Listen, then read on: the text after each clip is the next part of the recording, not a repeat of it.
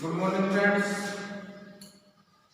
देखो, पिछले टॉपिक में अपन ने बात की थी जनसंख्या संरचना, और जनसंख्या संरचना का पहला भाग पढ़ा था अपन ने आयु संरचना। आयु संरचना में अपन किसका अध्ययन करेंगे कि किसी भी क्षेत्र विशेष में पाई जाने वाली जो जनसंख्या थी उस जनसंख्या को आयु वर्ग में बांट करके अध्ययन किया गया। और मुख्यतः जनसंख्या संरचना या आयु संरचना को तीन भागों में बांटा गया है कि 0 से 14 आयु वर्ग, 15 से 64 आयु वर्ग और 65 प्लस से अधिक आयु वर्गों में विभाजित किया गया है।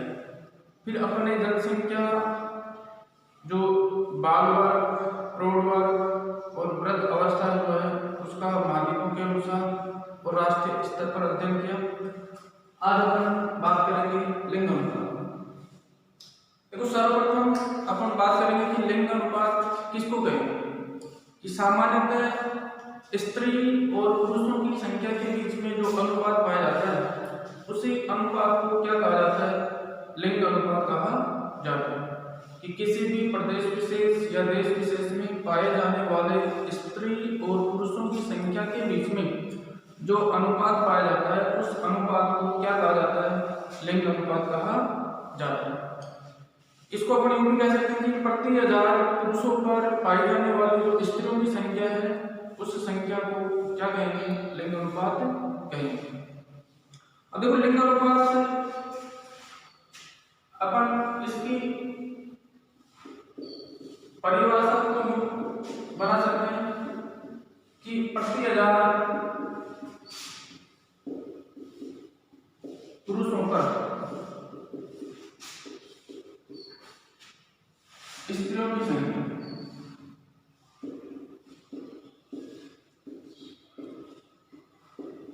स्त्रियों की संख्या उसको क्या कहेंगे? लिंग अनुपात कहेंगे। अब देखो, लिंग अनुपात को याद रखने के लिए विभिन्न क्षेत्रों में विभिन्न तरीके से लिंग अनुपात ज्ञात किया जाता है। जैसे हम विकसित प्रदेशों की बात करें, विकासशील प्रदेशों की बात करें, तो विकसित प्रदेशों में लिंग अनुपात ज्ञात करने का सूत्र,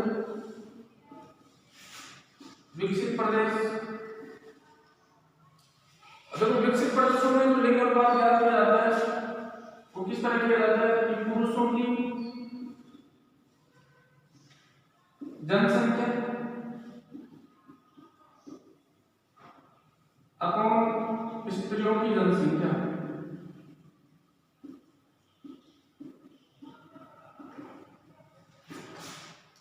पुरुषों की जनसंख्या अपॉन स्त्रियों की जनसंख्या गुणा 1000। इस सूत्र का प्रयोग किया जाता है कौन से प्रदेशों में? विकसित प्रदेशों में इस सूत्र का प्रयोग किया जाता है। विकासशील क्षेत्रों की बात करें अपन,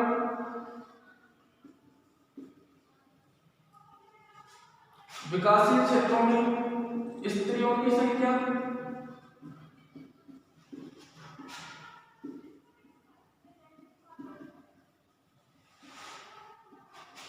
अपॉन पुरुषों की जनसंख्या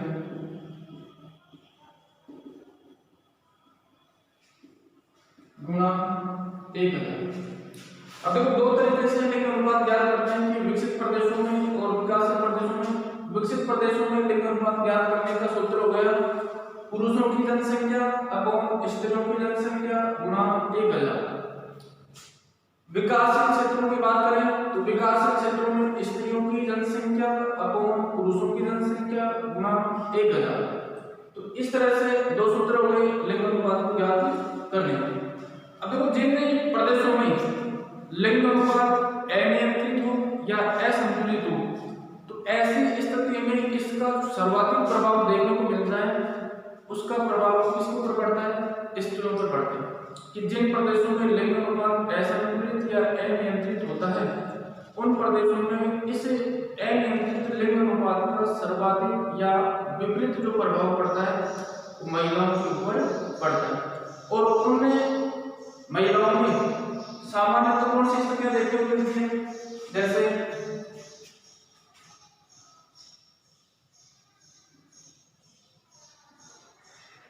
गर्भ भ्रूण हत्या, क्षेत्रों में लिंग अनुपात असंतुलित होता है,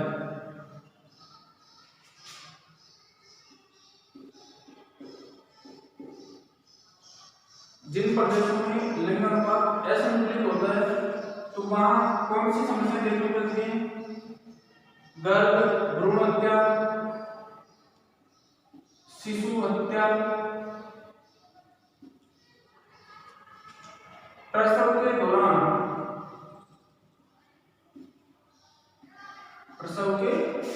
दौरान महिलाओं की मृत्यु हो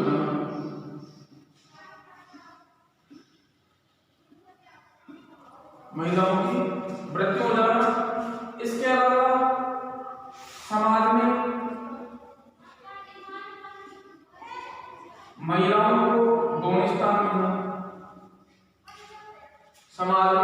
को गौण स्थान मिलना, कि जिन क्षेत्रों में लिंग अनुपात अनियंत्रित या असंतुलन की स्थिति में होता है तो ऐसे प्रदेशों में कौन कौन सी समस्याएं देखने को मिलती है समाज में?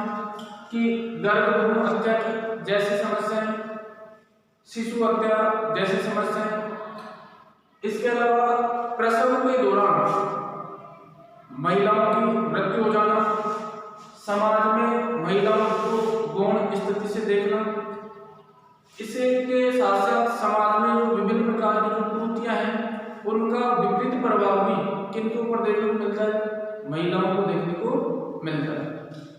अब हम बात करेंगे विश्व के विभिन्न क्षेत्रों में, जैसे ग्रामीण क्षेत्र है या नगरीय क्षेत्र है, तो ऐसे क्षेत्रों में भी लिंग अनुपात जो असंतुलन की स्थिति में पाया जाता है तो उसका भी प्रभाव क्या रहता है, ये देखिए।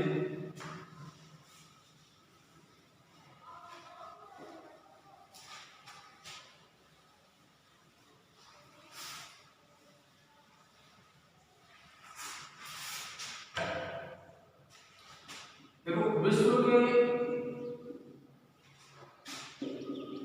ग्रामीण क्षेत्र और नगरीय क्षेत्र, अब देखो ग्रामीण क्षेत्र और नगरीय क्षेत्र दोनों में भी लिंग अनुपात असंतुलन की स्थिति में पाया जाता है। जैसे अपन विकसित प्रदेशों की बात करें या पश्चिमी यूरोपीय क्षेत्रों की बात करें तो ऐसे क्षेत्रों में जो ग्रामीण क्षेत्र हैं तो ग्रामीण क्षेत्रों में पुरुषों की संख्या अधिक पाई जाती है,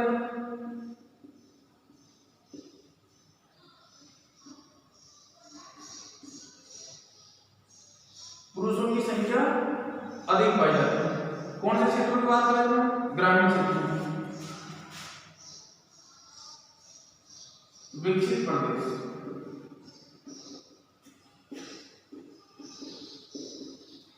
देखो ये दोनों प्रदेश अपन कौन से क्षेत्रों के ले रहे हैं? विकसित प्रदेशों के ले रहे हैं। या आप कह सकते हैं कि पश्चिमी देश जिनमें पश्चिमी यूरोपीय देश, उत्तर अमेरिका के पूर्वी क्षेत्र मुख्यतः काउंट होते हैं। तो ग्रामीण क्षेत्रों में पुरुषों की संख्या अधिक देखने को मिलती है, जबकि नगरीय क्षेत्रों में स्त्रियों की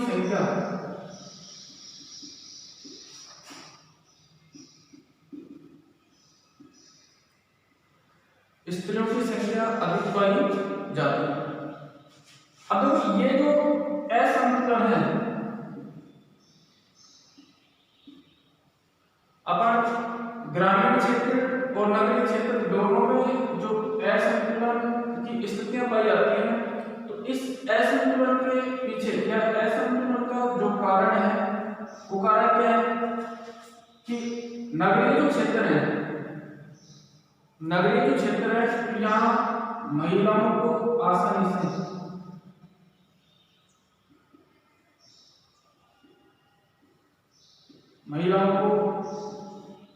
रोजगार उपलब्ध हो जाता है। यानी कि यहाँ स्त्रियों की संख्या अधिक होने के पीछे जो कारण है वो कारण क्या है कि नगरीय जो क्षेत्र है तो नगरीय क्षेत्रों में महिलाओं को आसानी से रोजगार की स्थितियां उपलब्ध हो जाती है। तो महिलाओं की संख्या नगरीय क्षेत्रों में पुरुषों की संख्या से अधिक पाई जाती है। कौन से प्रदेशों की बात करें? विकसित प्रदेशों की बात करें। तो विकसित प्रदेशों में भी यहाँ कहने का मतलब क्या है कि विकासशील क्षेत्रों में तो लिंग अनुपात में असंतुलन पाया ही जाता है, साथ साथ विकसित प्रदेशों में भी जो ग्रामीण और नगरीय क्षेत्र हैं वहां भी असंतुलन की स्थितियां पाई जाती हैं। और असंतुलन किस में हो रहा है कि जो ग्रामीण क्षेत्र है तो वहां पुरुषों की संख्या महिलाओं की संख्या से अधिक है, और नगरीय क्षेत्र है तो नगरीय क्षेत्रों में स्त्रियों की संख्या पुरुषों की संख्या से अधिक है। इस असंतुलन का जो कारण बना, वो कारण क्या बना है कि नगरीय क्षेत्रों में महिलाओं को आसानी से रोजगार उपलब्ध हो जाता है। इसके साथ साथ अन्य सुविधाएं जैसे शिक्षा की सुविधाएं, स्वास्थ्य सुविधाएं, परिवहन संचार के साधन सुविधाएं, तो ये जो अन्य पहलू हैं ये भी नगरीय क्षेत्रों में ग्रामीण क्षेत्रों की अपेक्षा अधिक उन्नत अवस्था में पाए जाते हैं। अगर इसी के साथ साथ अपन विश्व स्तर पर लिंग अनुपात की बात करें माध्यमों के अनुसार तो देखिए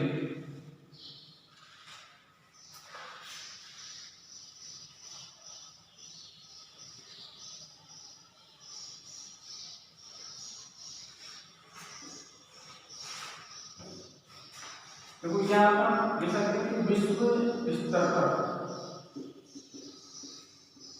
स्तर पर लिंग अनुपात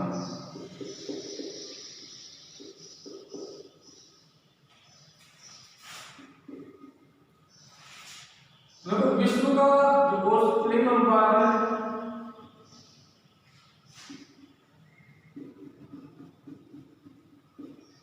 विश्व का लिंग अनुपात, अगर ये जो विश्व स्तर पर लिंग अनुपात के आंकड़े पढ़ रहे हैं 2004 के अनुसार पढ़ रहे हैं।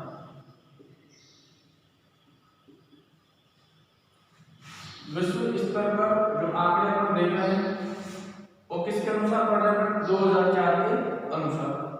तो विश्व का जो लिंग अनुपात 985 रहा कि 1000 पुरुषों पर महिलाओं की संख्या 985। विश्व का सबसे बड़ा महाद्वीप जनसंख्या और क्षेत्रफल दोनों दृष्टि में एशिया का लिंग अनुपात 1002। एशिया का लिंग अनुपात कितना होगा 1002। क्षेत्रफल और जनसंख्या की दृष्टि से दूसरे स्थान पर जो महाद्वीप है अफ्रीका का लिंग अनुपात 957। उत्तर अमेरिका की बात करें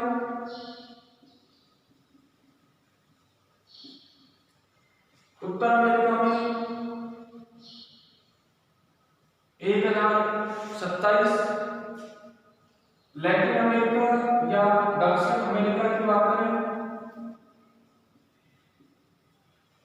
तो लैटिन अमेरिका में लिंग अनुपात 1018।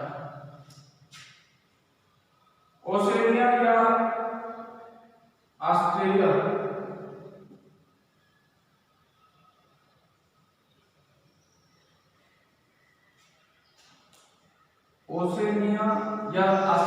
महाद्वीप का जो लिंग अनुपात है वो लिंग अनुपात कितना होगा 990। देखो ये विश्व स्तर पर महाद्वीपों के अनुसार अपने लिंग अनुपात की बात की कि विश्व का औसत लिंग अनुपात जो रहा 985 रहा 2004 के अनुसार। विश्व का दूसरा बड़ा महाद्वीप हो गया अफ्रीका। तो अफ्रीका का लिंग अनुपात 957 हो गया। उत्तर अमेरिका के लिंग अनुपात की बात करें तो 1027। दक्षिण अमेरिका का लिंग अनुपात हो गया 1018 और ऑस्ट्रेलिया का लिंग अनुपात हो गया 990। एक और महाद्वीप बच गया कौन सा यूरोप। और सर्वाधिक लिंग अनुपात वाला जो क्षेत्र रहा वो रहा यूरोप का, इसका लिंग अनुपात 1072। तो विश्व का महाद्वीपों के अनुसार अपने लिंग अनुपात की बात करें तो सर्वाधिक लिंग अनुपात किसका रहा यूरोप का 1072। सेकंड नंबर पे आया कौन सा उत्तर अमेरिका 1027। थर्ड नंबर पे दक्षिण अमेरिका 1018। फोर्थ नंबर पे एशिया 1002। फिफ्थ नंबर पे ऑस्ट्रेलिया 990 और लास्ट नंबर पे अफ्रीका 957। ये महाद्वीपों के अनुसार लिंग अनुपात की जो स्थितियां रही 2004 के अनुसार, और विश्व का औसत लिंग अनुपात हो गया 985। अब देखो ये जो लिंग अनुपात में जो भिन्नता पाई गई है, इस भिन्नता के आधार पर विश्व को 4 भागों में बांटा गया है। कि लिंग अनुपात की भिन्नता के आधार पर विश्व को कितने भागों में बांट दिया? 4 भागों में बांट दिया। यहाँ तक कोई दिक्कत?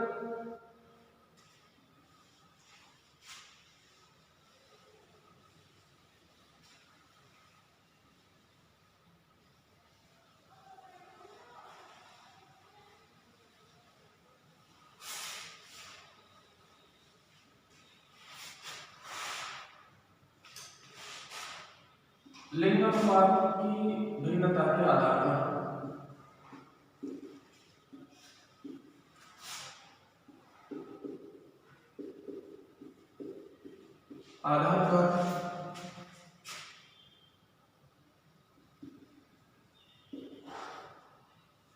विश्व को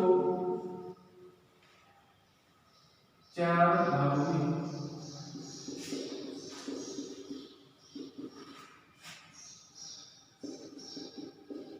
बांटा गया। विश्व को कितने भागों में बांटा गया? 4 भागों में बांटा गया। अब देखो फर्स्ट नंबर पर पहला जो भाग रहा अत्यधिक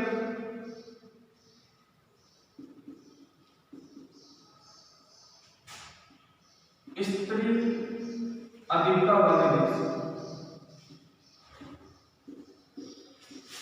अत्यधिक स्त्री अधिकता वाले देश। अब देखो इनका जो आंकड़ा निर्धारित किया गया लिंग अनुपात का, वो कितना निर्धारित किया गया है?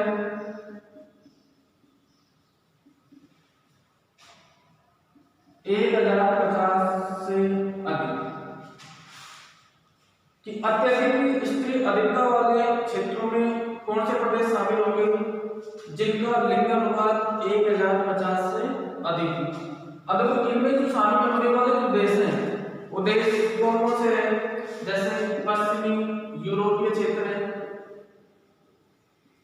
पश्चिमी यूरोपीय क्षेत्र, यूएसए का क्षेत्र है, इसके अलावा कनाडा है। तो ये ऐसे क्षेत्र हो गए, पश्चिमी यूरोपीय देश, कनाडा, यूएसए का क्षेत्र है, मैक्सिको है। यानी कि विकसित जो प्रदेश हैं, वो विकसित प्रदेश कौन से क्षेत्रों में शामिल हो गए? 1050 से अधिक लिंग अनुपात वाले क्षेत्रों में शामिल हो गए। दूसरा जो भाग रहा स्त्री अधिकता वाले देश।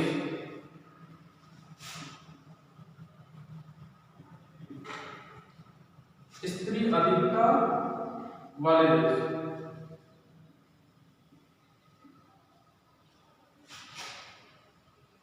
अब देखो स्त्री अधिकता वाले देशों में जो लिंग अनुपात का जो आंकड़ा निर्धारित किया गया वो 1050 से 1000 तक रखा गया।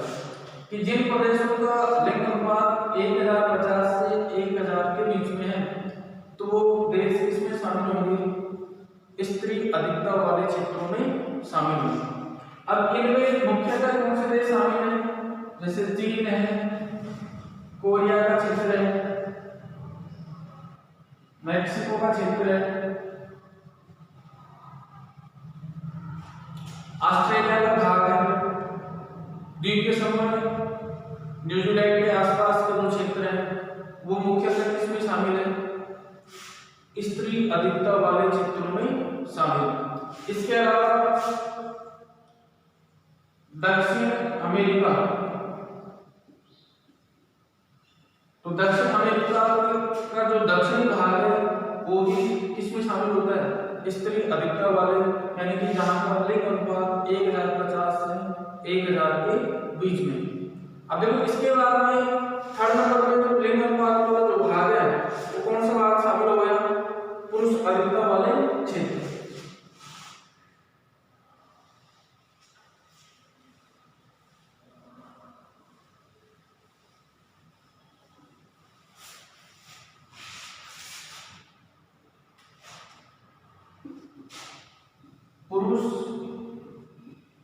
अधिकता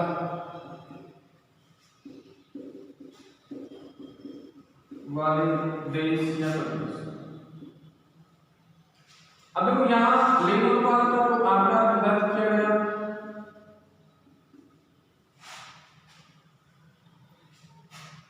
वो 1000 से 950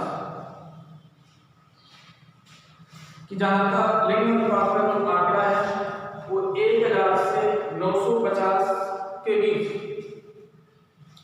जिन क्षेत्रों का लिंग अनुपात रहा तो वो क्षेत्र किसमें काउंट होंगे? स्त्री अधिकता वाले क्षेत्रों में काउंट होंगे। अब इनके अलावा जैसे नहीं पुरुष अधिकता वाले क्षेत्रों में काउंट होंगे। इनमें मुख्यतः दक्षिण पूर्वी एशिया,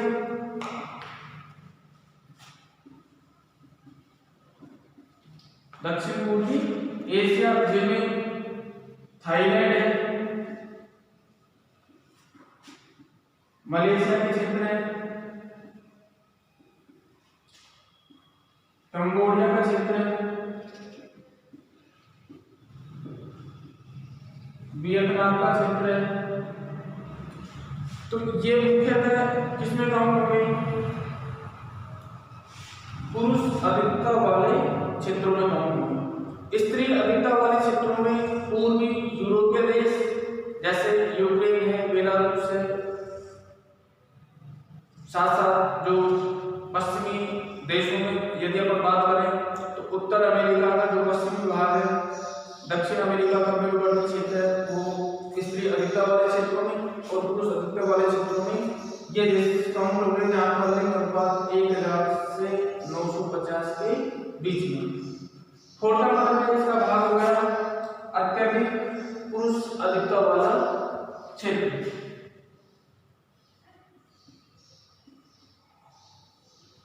अत्यधिक पुरुष अधिकता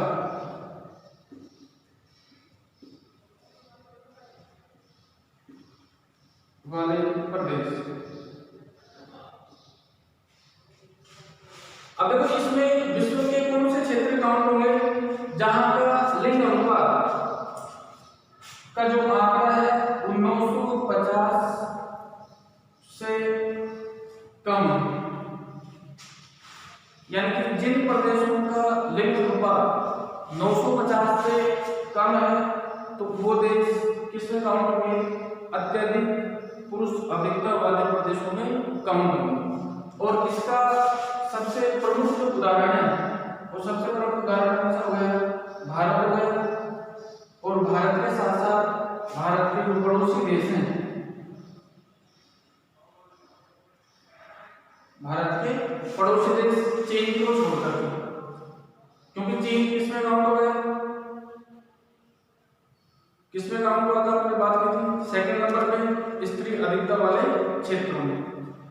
तो अत्यधिक पुरुष अधिकता वाले जो देश होंगे तो वहां का लिंग अनुपात का जो आंकड़ा निर्धारित किया गया वो 950 से कम रखा है कि जहां का लिंग अनुपात 950 से कम है वो किसमें काउंट होंगे? अत्यधिक पुरुष अधिकता वाले प्रदेशों में काउंट होंगे। और इसका सबसे प्रमुख उदाहरण जो हो गया वो कौन सा हो गया? भारत और भारत के पड़ोसी देश। इसी के साथ पश्चिमी एशिया के जो देश है जैसे Iraq, Iran, Israel, Jordan, Saudi Arab है, संयुक्त अरब अमीरात है, यमन, ओमान, तो ये सारे जो देश हैं वो किसमें काउंट होंगे? अत्यधिक पुरुष अधिकता वाले प्रदेशों में काउंट होंगे। अब हम एक बिंदु पे अपन और बात करेंगे कि विकासशील प्रदेश या अपन में कि भारत जैसे जो विकासशील प्रदेश हैं तो उन प्रदेशों में लिंग अनुपात कम होने के पीछे जो कारण है वो कारण कौन से हैं? जैसे अपन कारणों की बात करें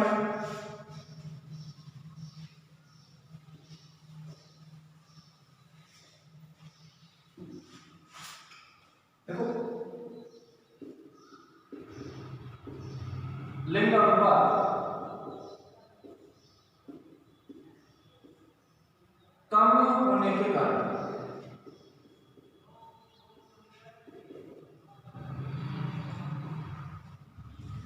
लिंग अनुपात कम होने के कारण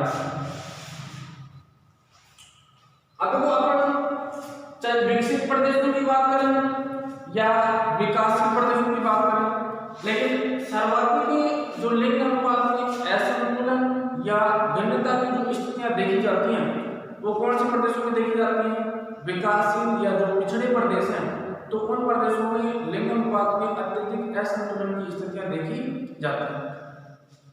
अब यहाँ बात करें कि लिंग अनुपात में जो असंतुलन या लिंग अनुपात जो कम पाया जाता है, तो उसके पीछे जो कारण है वो कारण सबसे फर्स्ट नंबर पे महिलाओं को शिक्षा उपलब्ध नहीं करवाना, यानी कि महिलाओं में जो शिक्षा की जो स्थिति पाई जाती है वो किस स्तर पर पाई जाती है? बिल्कुल नगण्य स्तर पर पाई जाती है, यानी कि महिला शिक्षा को कम प्राथमिकता दी जाती है। इसी के अलावा जैसे अपन बात करें कि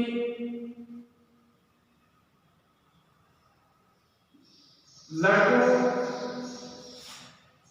की अपेक्षा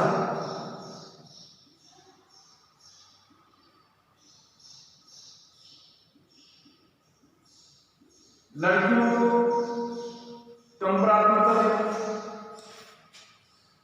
ये भी एक लिंग अनुपात में असंतुलन का क्या बनता है? कारण बनता है। इसी के साथ जैसे रोजगार, तो रोजगार में असमानता,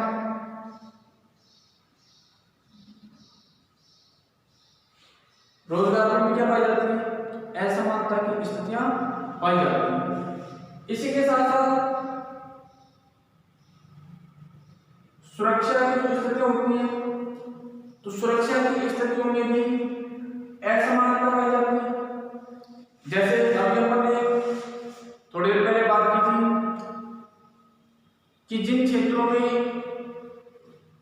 पुराने जो रीति रिवाज पाए जाते हैं या लिंग अनुपात की असंतुलन की स्थितियां देखी जाती है, तो उन प्रदेशों में कन्या भ्रूण हत्या या शिशु हत्या, प्रसव के दौरान महिलाओं की मृत्यु हो जाना, ऐसी जो स्थितियां देखी जाती हैं, गर्भ भ्रूण हत्या, तो ये स्थितियां कब देखी जाती हैं?